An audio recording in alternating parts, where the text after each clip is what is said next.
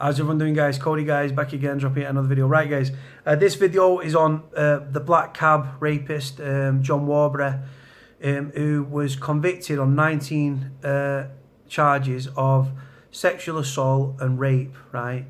He was a black cab driver in London. He used to pick up vulnerable women, tell them that he'd won the lottery or had a win on the races or something like that, and he'd end up plying them with drink and drugs and stuff, and actually raping them and sexually assaulting them and stuff, because they'd render them unconscious. It was sleeping tablets, over-the-counter medication. He made a concoction, he gave it to the girls, and they fell unconscious or were paralysed or whatever, rendered unconscious, couldn't defend themselves, and they was raped. Now, the sex offender program, right, that's been in prisons and stuff, right, it's been discredited, right? So if he's been released because he's done that sex offenders treatment program, right, which is now discredited, right, then a sex offenders program is not going to stop him. Rapists and paedophiles, guys, right, and kiddie fiddlers, yeah, doing a course, right, isn't going to change what you think up here, is it? It's absolutely ridiculous. Some highly educated people have come up with this idea that if you do these courses, then you're not going to go back and have these thoughts about raping children and raping women and stuff like that. And you know what? The prolific, these offenders, right? And you know what? They go on to reoffend and reoffend and reoffend. Now, he was given an IPP sentence, right? He's been in prison now 9 years and 9 months, right? He got a life sentence, right? Which life doesn't mean life in the UK unless you get a whole life tariff.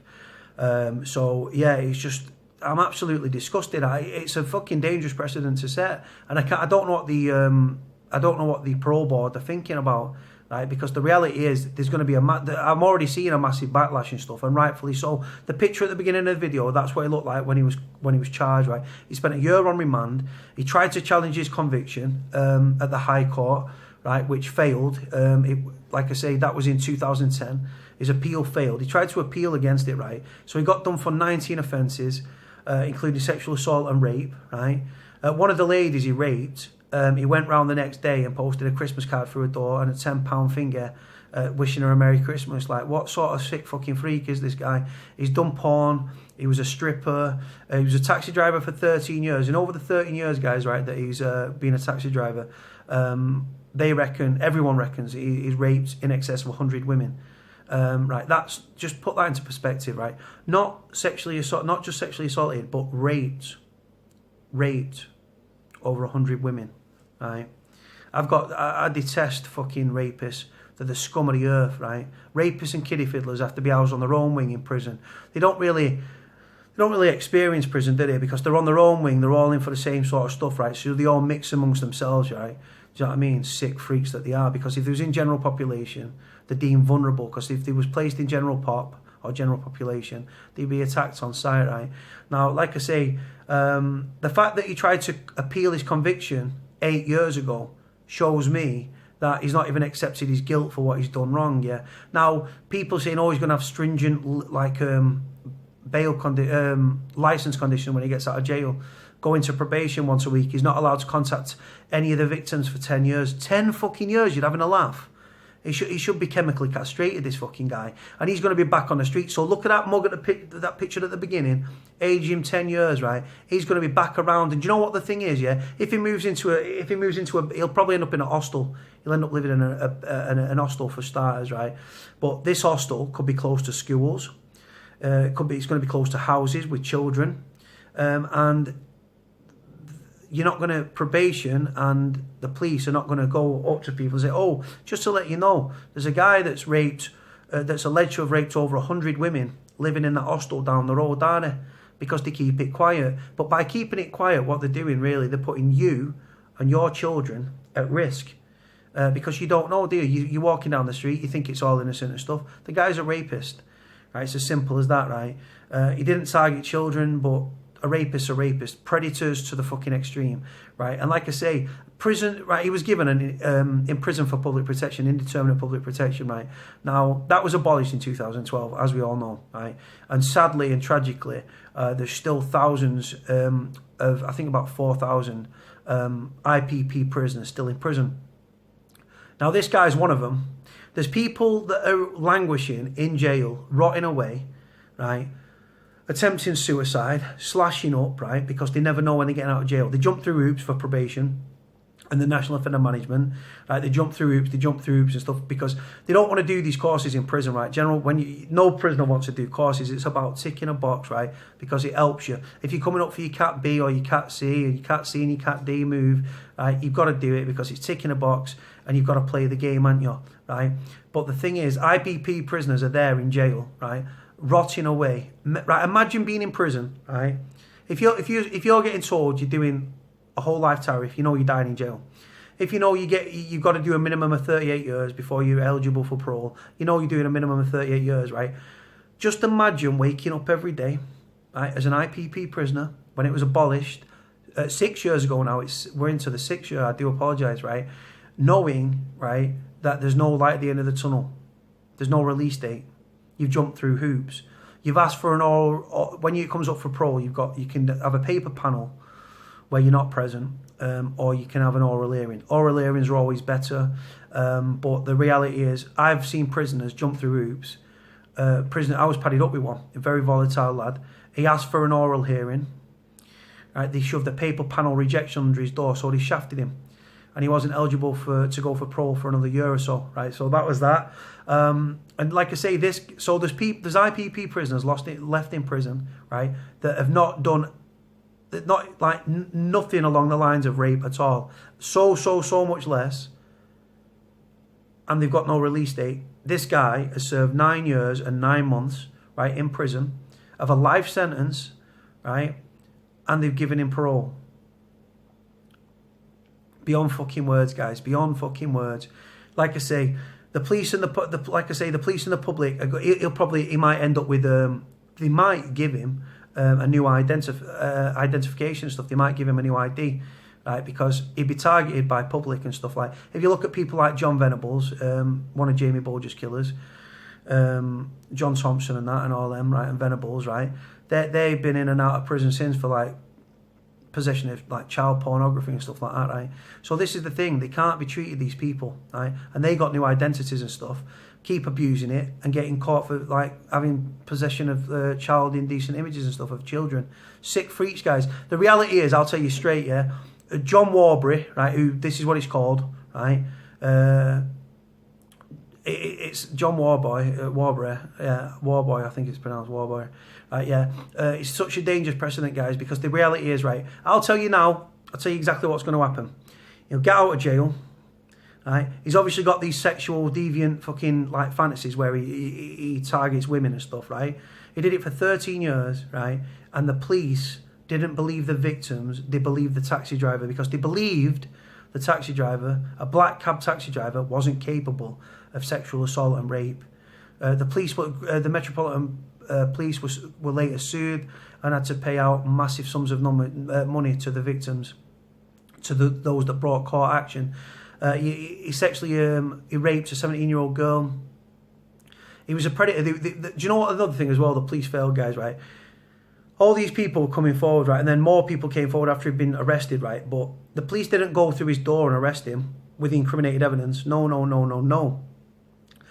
They asked him to come in. They rang him, they contacted him and said, oh, we'd like you to come in of your own accord. So you're letting a rapist destroy evidence, right? Fucking systems, fuck guys, right? And like I say, this guy abused he was crawling around the streets in his taxi, like plying women with drink and drugs and stuff, cocktails and stuff, to get them, so they were so inebriated and they'd pass out that he could have his wicked way with them. And it's fucking vile. And just imagine the mental anguish and the fucking and the issues that those people that are being raped at the hands of this fucking absolute beast, right, are suffering. It's psychological, the damage and stuff like that. And you know what, yeah, like it's people saying like, oh, if he's raped 100 people, right, then he's done less than 6 weeks per victim. 6 weeks per victim, right?